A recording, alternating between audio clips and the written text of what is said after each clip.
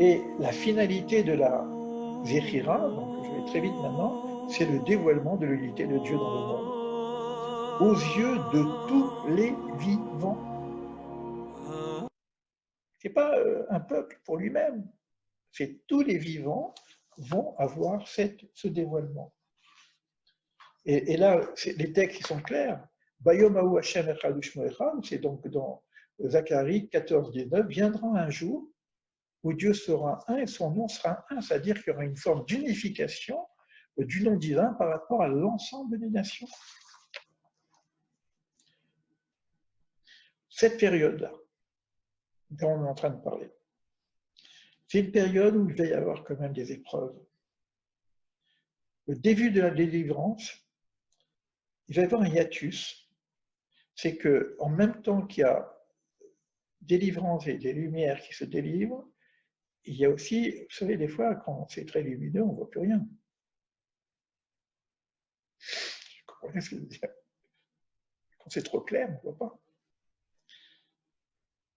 Si vous mettez en plein soleil, des fois ça brûle. Donc, il y a une période d'obscurité par rapport à cette période de délivrance. Et ça peut provoquer des ravages en bas. Ça, c'est écrit dans Devarim. Dans ta détresse, tu auras essuyé toutes ces déconvenues. Et du fond de ma détresse, j'ai invoqué Hachem. Ça, c'est Téhilim qui dit ça. Alors, maintenant, je n'ai plus le texte. Je prendrai le texte après pour vous dire un petit peu ce que j'ai pu lire là-dessus. Je lâche le texte et je vais parler simplement.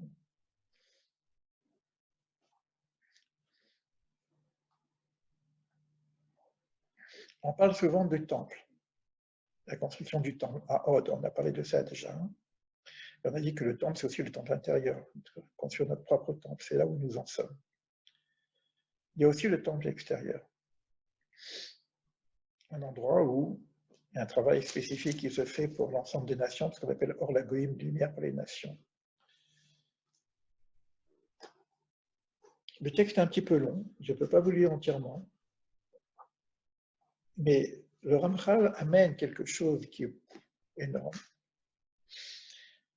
Il dit que quand le temple va être détruit, il va y avoir un relais. Le temple, c'est la grande porte. Il va y avoir un relais qui va se faire par les petites fenêtres. Ce relais, c'est quoi? C'est les synagogues. C'est-à-dire que le peuple d'Israël, n'ayant plus la possibilité de travailler sur ce qu'on appelle Ria, le rassemblement autour du temple, vont travailler dans leurs petites synagogues, chacun des grandes synagogues, des petites synagogues, etc., pour maintenir la structure, pour ne pas perdre la structure. Et là, ce que dit le Ramchal, c'est énorme, qui dit qu'à la fin des temps, et ça je vous donnerai les références vraiment, parce que c'est extrêmement puissant, on ne peut pas avoir deux règnes, une grande porte et des petites fenêtres. Quand on approchera la fin du temps, les petites fenêtres vont se fermer, c'est-à-dire qu'on ne pourra plus aller dans les synagogues. Il y aura un événement, c'est le Mashiach, c'est au XVIIIe siècle, le Ramchal nous parle de ça. Il y aura un événement universel dans le monde entier où le peuple d'Israël ne pourra plus prier dans les synagogues. Pourquoi? Parce qu'il y a une préparation pour la grande porte d'en haut. Et quand on prépare la grande porte d'en haut, on ne peut pas se retrouver confinés dans notre petite synagogue. Il y a un événement messianique énorme qui nous attend et on ne peut pas continuer à prier un petit peu notre petit quotidien comme on fait dans nos temples, les synagogues, etc. Quand je parle des synagogues, c'est pareil, hein, les églises, les machins, etc. Et les gens prient dans la rue, etc., ou prient chez eux. Parce que le temple, on va le faire à l'intérieur de nous-mêmes. Et pendant qu'on fait ce travail à l'intérieur de nous-mêmes, parce qu'on est confinés, il y a la grande porte qui se prépare là-haut. C'est le Ramchal qui nous raconte cette histoire-là. Quand je suis tombé sur le texte, c'est dans le même texte. Hein. Bon, le texte est un peu long parce qu'il explique d'une façon presque prophétique ce qu'on est en train de vivre, il parle d'une progression de la fermeture des synagogues, il parle d'une catastrophe, de difficulté que le monde va vivre, une sorte d'obscurité. Il n'a pas parlé du corona, mais il parle d'une grande difficulté économique, sociale, où les gens vont être un peu paumés, au point même on n'aura même plus de synagogue. Et parce qu'il n'y a plus de synagogue, il n'y a plus de prière, donc ça va s'effondrer. L'économie aussi, il va parler d'économie, etc. Pourquoi? Parce qu'il y a quelque chose qui se prépare pour la grande porte d'en haut. Et moi, je fais partie de tous ces gens-là qui s'est dit, bon, si c'est pas maintenant, c'est quand? Vous avez vu les choses que j'ai partagées avec vous. Si c'est pas maintenant, c'est quand? Et on n'a rien vu. On n'a rien vu. On continue notre train-train et on attend le déconfinement pour partir de notre quotidien. J'ai besoin de travailler, machin, etc., faire mes courses, voir mes copains, etc. C'est pour ça que je vous écris des trucs un peu bizarroïdes, coude à coude, etc. On va sortir, on ne peut même pas s'enlacer, on ne peut pas se repasser, on ne peut pas se serrer la main. Je rallie à parler de cette époque.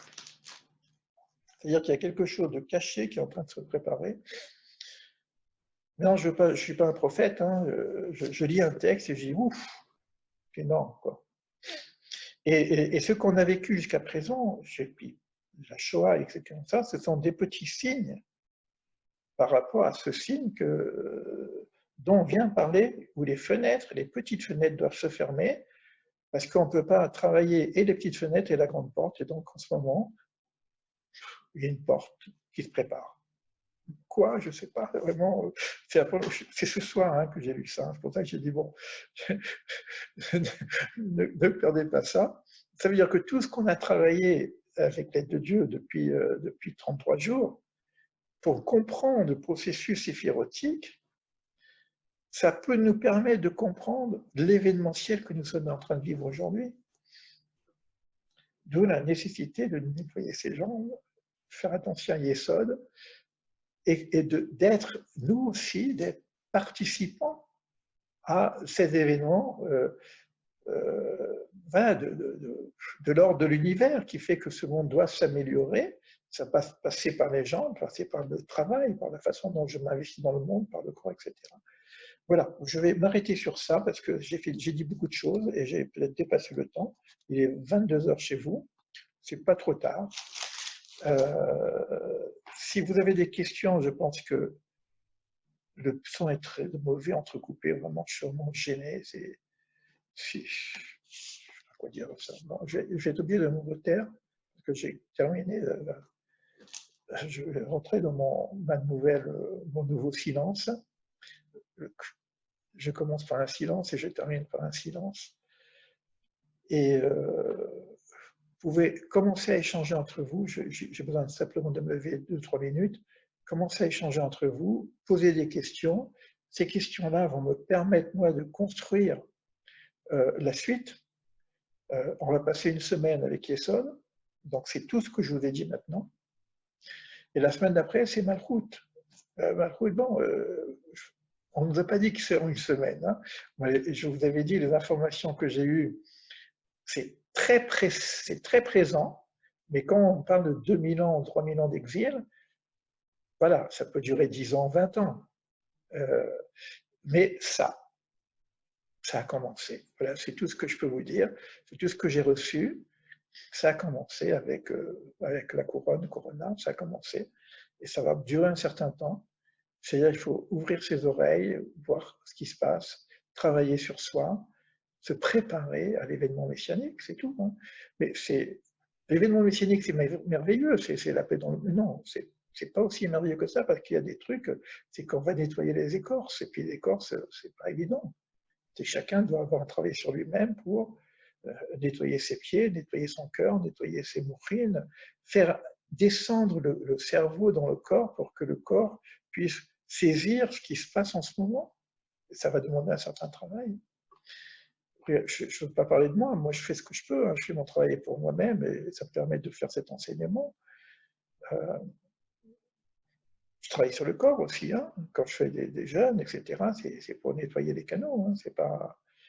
Et si on travaille ensemble après, je pense qu'il faut aussi penser à améliorer la structure corporelle pour que le fluide puisse passer, hein. Et ça, vous le verrez un petit peu avec la méditation tout à l'heure. Donc, je vous laisse échanger, écrivez. Vraiment, c'est un bonheur d'être avec vous. Mais c'est un bonheur de pouvoir avoir partagé tout ce que j'ai partagé avec vous. Sincèrement, je ne connais pas la suite. Voilà, je vous dis sincèrement, je ne connais pas la suite. Je suis avec vous de toute façon jusqu'à Shavuot. Il y a encore une semaine où on doit se voir. Après,